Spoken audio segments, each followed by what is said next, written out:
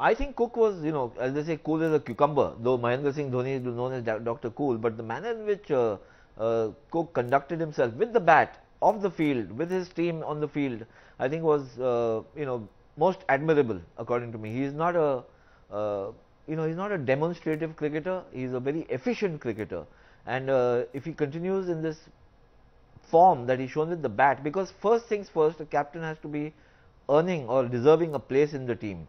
If he is there with, as a player, and if England can maintain this success rate, then I can't see Cook being dislodged so easily, because he's only 27, and at least 5-6 years more, and perhaps longer, unless he gets bored of, sometimes you can get bored of the captaincy or overburdened and opt out.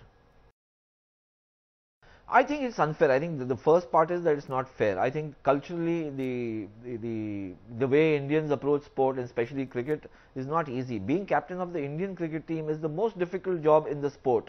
It's far easier to captain Australia, South Africa, England, any of these other countries.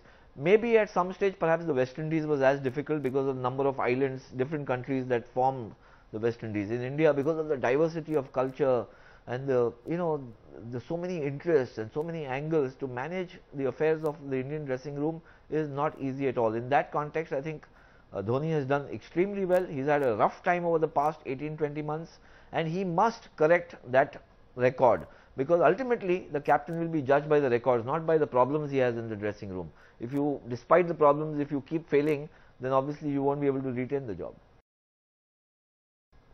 In a sense, yes, because he's saved. I think he's saved. They haven't announced the captain as yet, but he may have saved his job by the skin of his teeth. Because A, there's no other option. All the other players or contenders are struggling for even being in the team. So, and the other thing is, I think the realization that, you can't blame the captain for a collective failure. The Indian batting failed, the Indian bowling failed. So, it's not Dhoni alone who's responsible, it's a collective responsibility. Having said that, there's an opportunity to, for him to make an impact in the series against Australia, which is going to be played at home. And I think he will have learned a lot from the disaster against England, where they wanted rank turners and that boomeranged. And then there's the big challenge against South Africa, but till such time he has to hold on to his job.